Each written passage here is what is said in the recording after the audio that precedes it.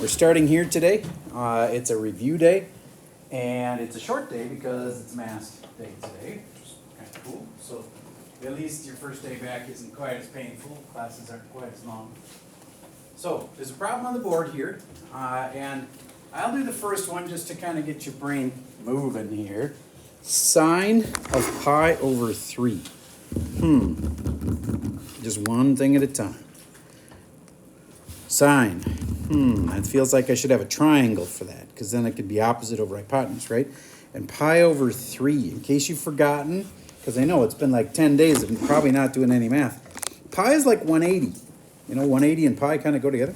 So 180 divided by 3 is 60. So, that's a 60. So it's really like sine of 60. Okay, so which one's a 60? That's a 60.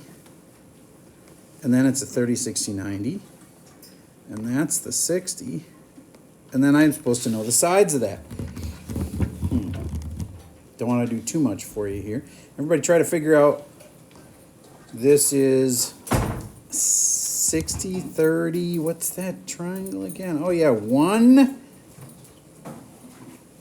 2, and the square root of 3. Raise your hand if you had 1, 2, and the square root of 3. Okay, good. Then we have to do the sine of that is opposite of hypotenuse. Here's the opposite. And here's the hypotenuse. And that was subtle, but effective. Glad you got it.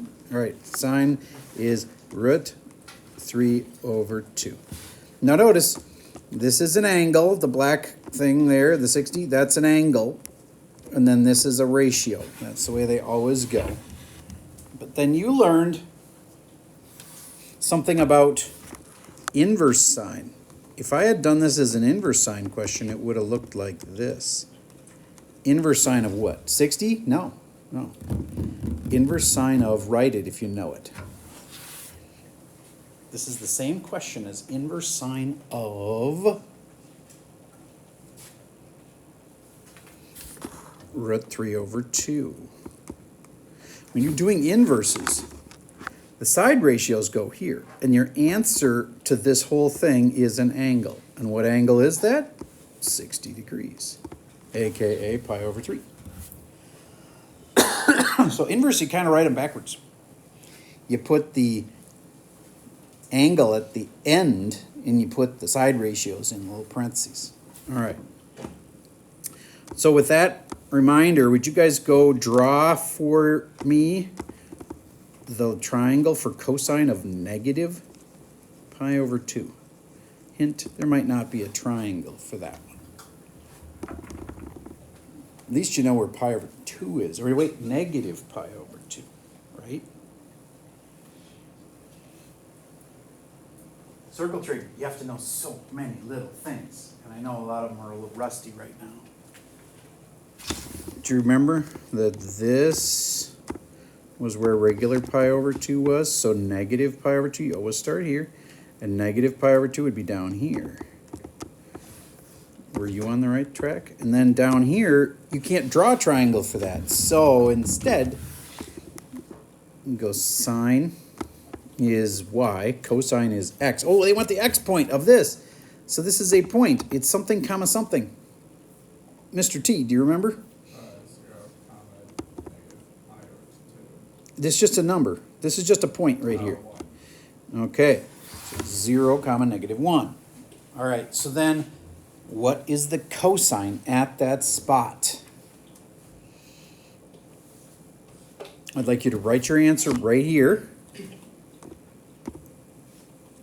Cosine at that spot. And compare it with the kid next to you. So you get the same thing.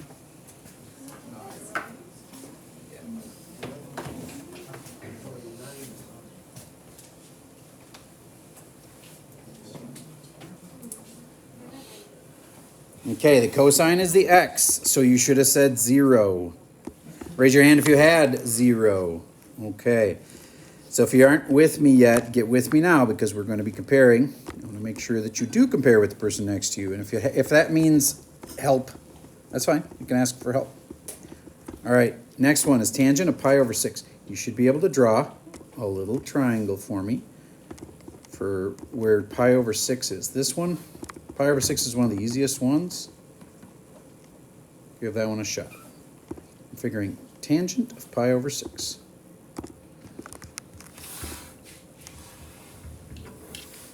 Draw the triangle, and in a moment I'm going to ask you to put the sides on it and figure out the answer is like 1 over, root 2 or whatever it is. And compare that with the kid sitting next to you.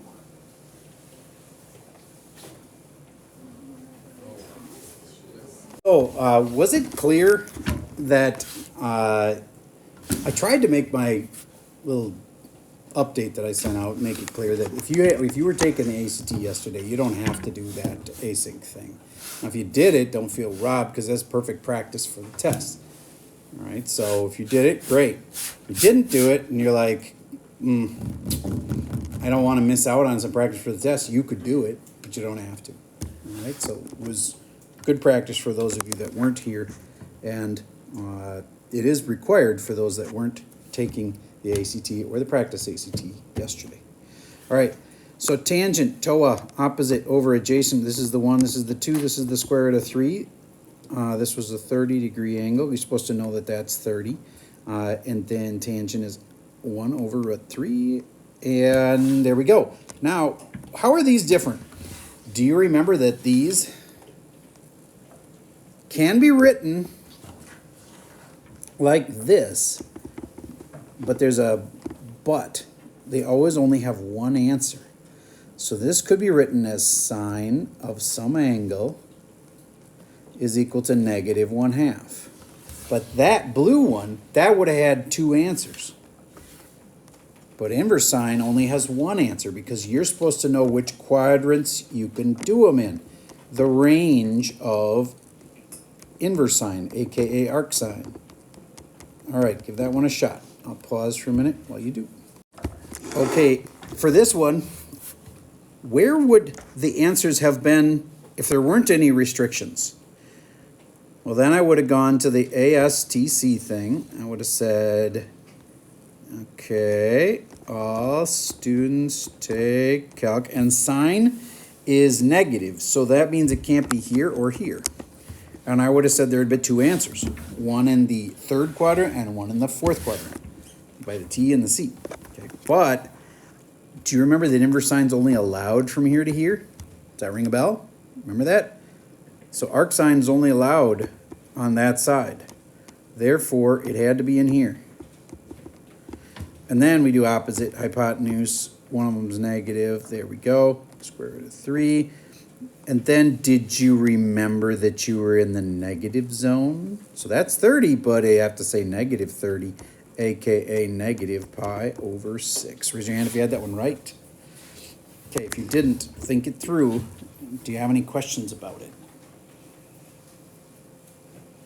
Okay, that brings up a really important thing. Where are all of them allowed? This is one of the restrictions. This is one of the restrictions. Notice not touching. And this is one of the restrictions. Notice touching. Would you please write on, make this drawing and write on here, what are those restrictions for inverse straight?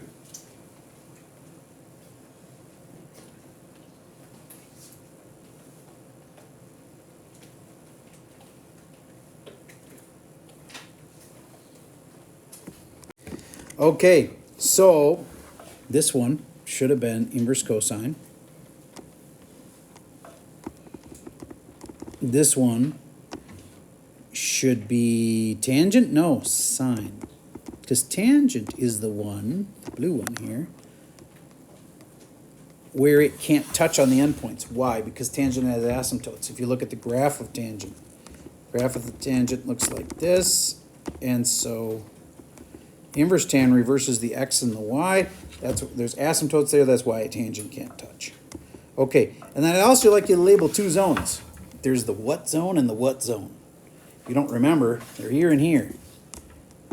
And those are important when it comes to inverse straight. Oscar, name a zone. The dead zone? Yes, dead zone. And over here, we have the neg zone. as evidence with that last problem. If you ever get an answer in there, be careful. We do that a lot to check and see if you remember. All answers in there are going to be negative. So if you think the answer is like 60, it's not. It's got to be negative 60 down there. Okay. This can be thought of as pi over 2 always. This can be thought of as negative pi over 2 when you are doing inverse trig. All right, and that comes down to one of the rules for inverse trig is that there's only one answer and that the biggest the answer will ever be is pi. The biggest answer you'll ever get is pi. If you go past pi, then you've done it wrong. And you got to be careful if you ever think there's an answer over here, then it's got to be a negative answer that came from here. Has to do with how the graphs look. Okay, can't afford to try to review everything today. Let's just do one more of these. Arc cosine of 1. I like that one because it reminds you you can't do all of these with triangles. Okay, so would you please try to figure out where, if you were going to write this as an equation, what would the equation be? Cosine of some angle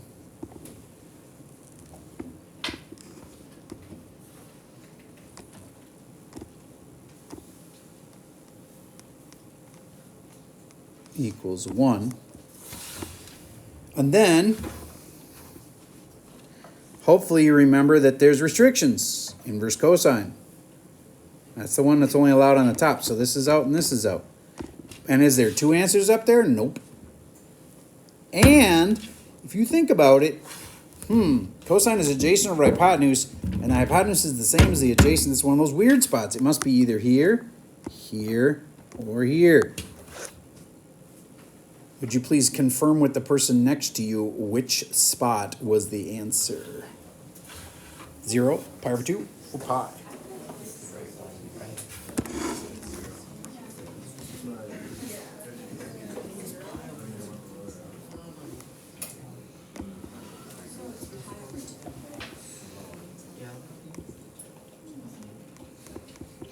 So we wanted x to be 1. Cosine's the x. We wanted x to be 1, and that's here. And if you said 2 pi, you're wrong. It's 0. Because if you have a choice between 0 and 2 pi, always pick 0. So why is cosine 1 there? Because that's this point, 1 comma 0. The x of it is the cosine. The cosine is 1 right there. And that point is at 0 degrees. Okay. Last but not least, this arctan.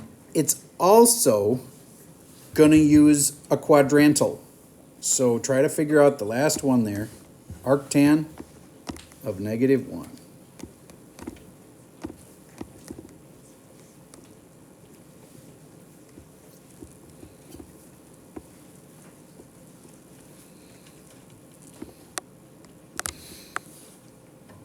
The first thing I'd always do is write tangent of some angle needs to equal -1.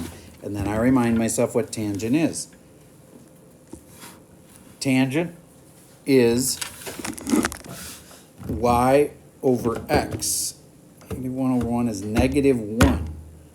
I want a spot where it's, now wait a minute, this is not a quadrantal. I was wrong, I apologize. I thought for sure it was going to be a quadrantal, but it's not. Because I can't find a point called -1, 1. You know what I mean? If I was trying to find one of those points, that wouldn't match up with anything. So then I have to figure out where is tangent allowed. It's only allowed on the right side. So I cross off this and I cross off this, and it can't be actually there. And it can't be here either because it doesn't touch. So it's in one of those two quadrants. Tangent is negative, so that means it has to be down here. Now I'm starting to cook.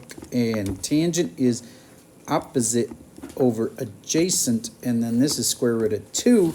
And that one is, let me think, 45.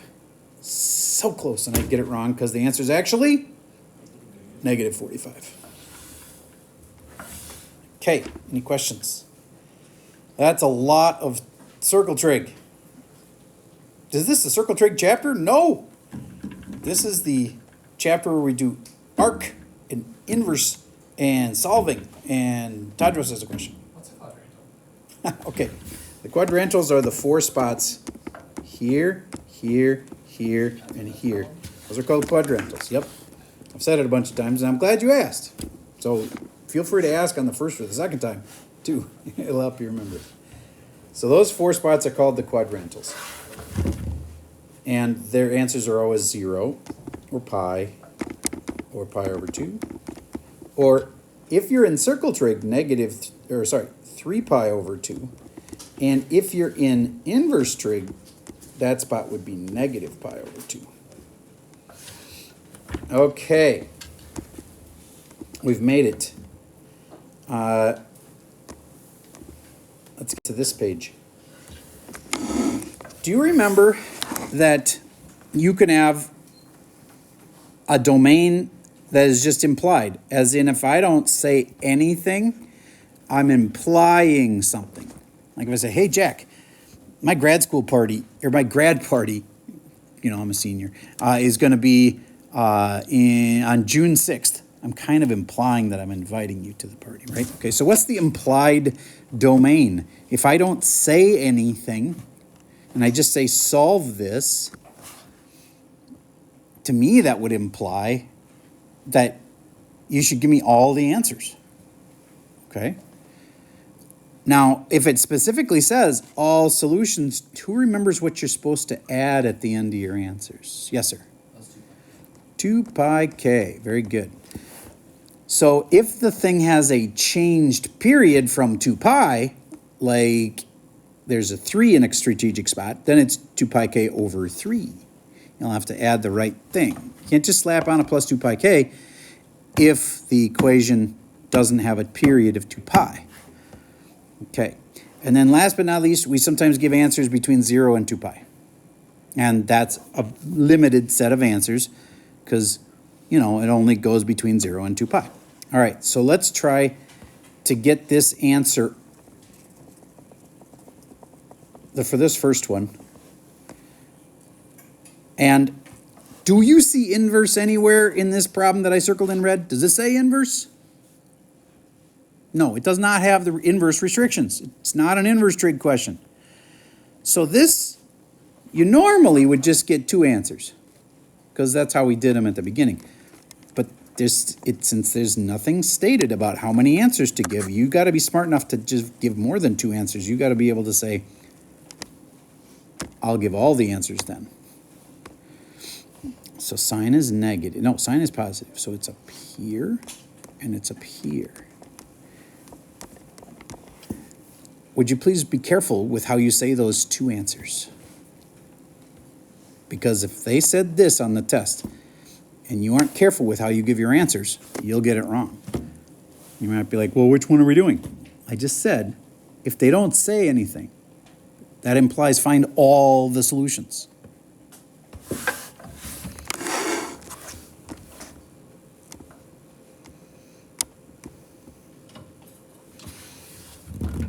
All right. Henry, what say you? What's this answer right here? Pi over 6. Pi over 6, good. Keep going. This answer over here? Would be 5 pi over 6. Yes. And if you left it that way, I'd cry a little bit because why? Oh, you have to add 2 pi. Yes. I thought you only had to do that if they said all solutions. It's implied. Okay. What if the directions had been between 0 and 2 pi? Well, then do you really want to keep adding 2 pi to it? No, because the answers are supposed to be between 0 and 2 pi. Then the answer would have been this. Just those 2. Okay. Now I need to remind you about this kind. What if there's a 3? No, let's make it a 2.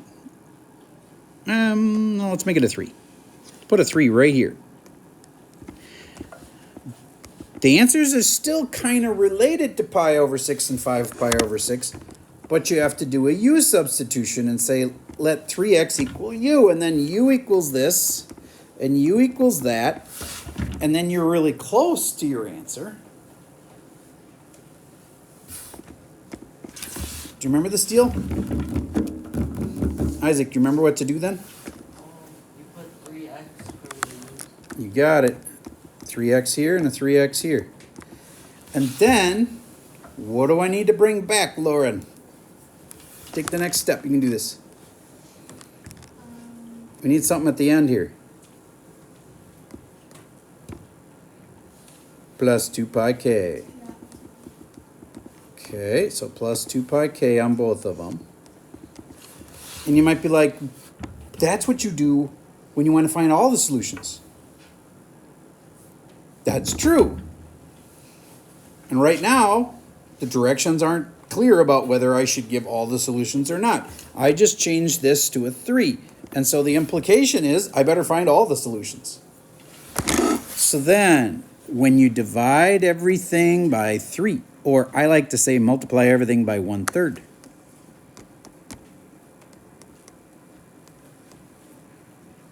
One third, 1/3, 1/3. Then my final answer is x equals pi over 18 plus 2 pi k over 3. And this other answer would be x equals 5 pi over 18 plus 2 pi k over 3. That's actually the easier kind. Because the harder kind is, what if they say, I want all the answers between 0 and 2 pi. Well, there's going to be 6 of them. Do you remember how I know that there's going to be 6 of them? Jacob, explain it. Because you're going to have 2 answers in an equation with no change, but because you have the 3 multiplied by 2. Yep. 3 times as many answers as there were, and there were 2 answers, so now there's 3 times 2 is 6 answers. Okay, so now I have to take these 2 term generators and figure out the 6 answers. Well, the first of the 6 answers is pi over 18. The second of the 6 answers is 5 pi over 18. These 2 are the originators, not the imitators. Then you have to add to them and get the next 4 answers. To this one, you are adding 2 pi k over 3.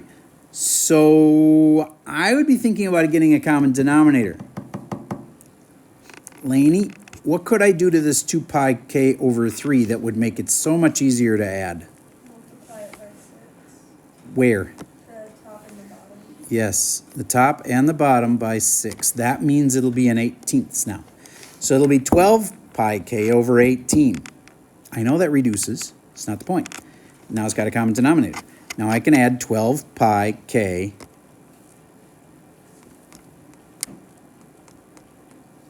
over 18.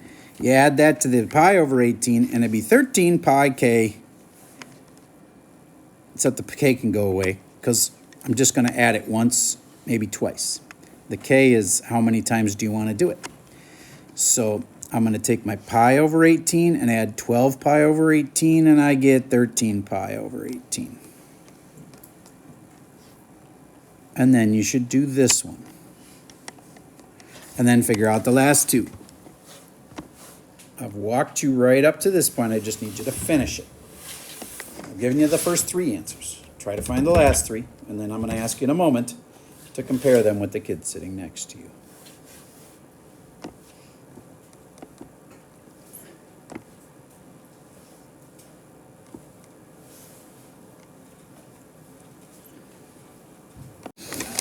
What do you go by 12? Okay, so we're adding 12 pi over. Second one you go 12. So we're going to add another 12 to this 5, and then I got 17 pi over 18. That's almost 1 pi. I got to keep going until I hit 2 pi. So now I go take this one and add 12 pi k over 18. That makes 25 pi over 18. And then the last one, you take the 17 and you add 12, 29 pi over 18. And I always recommend that you think through for a second, did you go far enough? Because 36 pi over 18 is the same as 2 pi. As long as you stayed under that and that there wasn't any more answers. Well, if I add another 12 pi to that, it's going to go over the 36 pi. So can't add another 12 pi over 18. That would be too much. So there we go. There's your 6 answers. Now that is not easy, and I know it's been a long time since you did one of those. Definitely should do one tonight to practice. All right. This is from the sheet. I still hope that you have taken a screenshot of the sheet, and you can therefore just look back into your pictures and find that sheet, because I doubt anybody in here can even tell me one of the things you can substitute for cosine of 2x. There's 3. Okay, go find the 3 things off the sheet that you can swap out.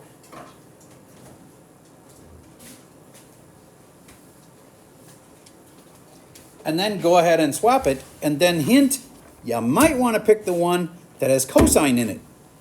Because if you can get them all to be the same function, that's really smart. Then, set it equal to 0 is always a good thing. Try to set it equal to 0. Like, get all the sides together on one side equaling 0. Anybody already have the answer? All right, then I'm going to give you a little time. And I'm going to pause while you try that. Okay, this is the part where I should get some of the options. So I was going to use dice, but I'll just keep calling on people. It's the first day back. So, volunteer, what did you think was smart to swap there? Oh, come on. Alec.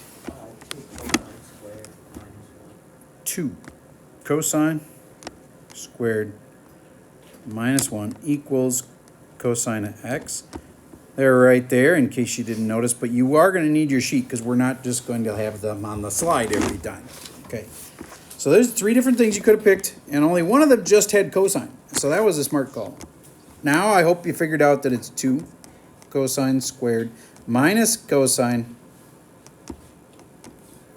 minus 1 equals 0, and you could do a u substitution, or you could just use plain old-fashioned. If you can factor it, you should. How many of you noticed that it would factor?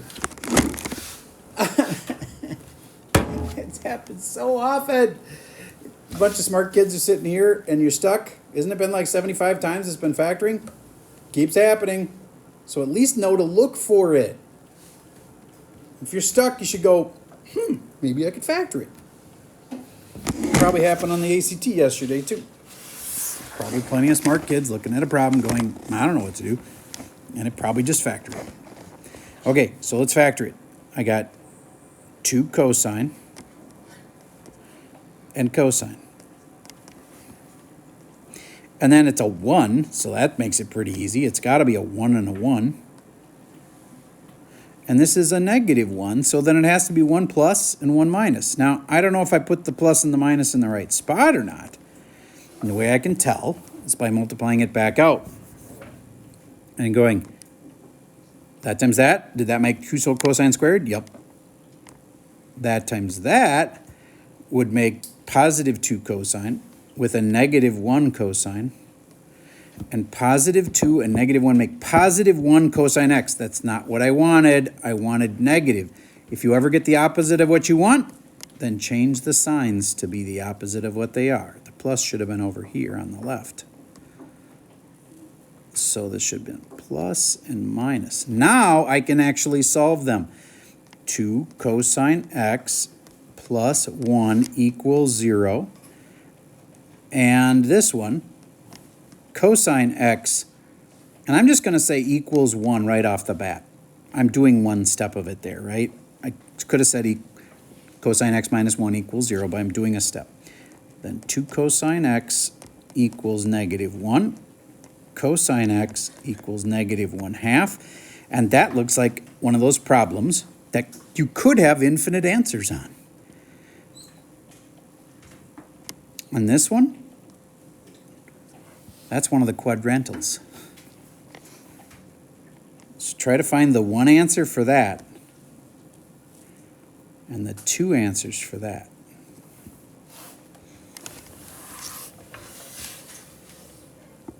It's one of the quadrantals.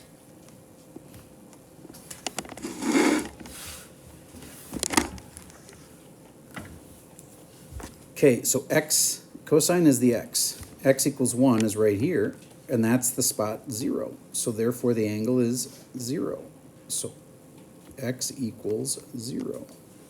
And the other x could be a couple things. Cosine is negative, not here, and not here. So then it must be here, and here. And cosine is adjacent over hypotenuse.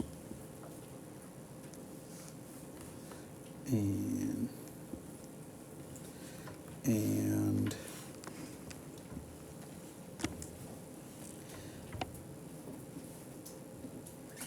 those are 60s. Pi over 3s. So 2 pi over 3 for this spot. And 4 pi over 3. Now, I could totally have agreed with a kid who said, Mr. Server, it didn't say whether you wanted the answers from 0 to... Oh, wait, it does. It says 0 to 2 pi. So if you had slapped on a plus 2 pi k there, you're not supposed to do that. Maybe I could just take off partial credit, but it would be wrong if you put plus 2 pi k there. Because we didn't ask for all the answers. We said between 0 and 2 pi.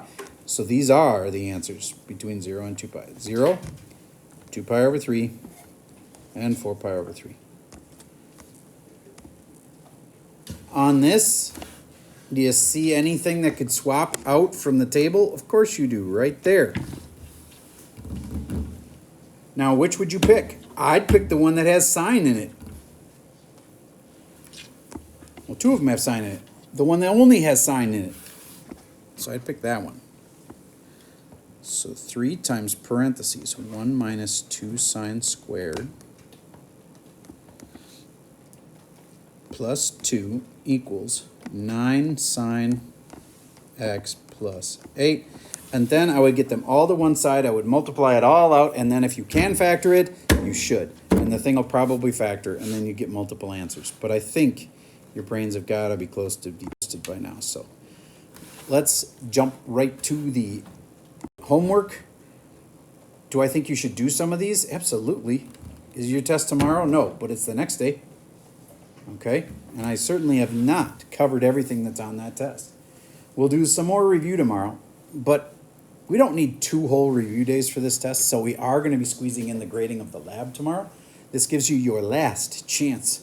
For those of you that haven't finished the lab, there's a video that's right next to the lab that says on this date I recorded, the video. So bottom line, you can go in and you can find a little help to do the lab. But man, you have gotten a zillion chances, and if you don't do it, there is a major late penalty. So I strongly recommend getting the lab done by tomorrow. All right, that's all I got for the video for today.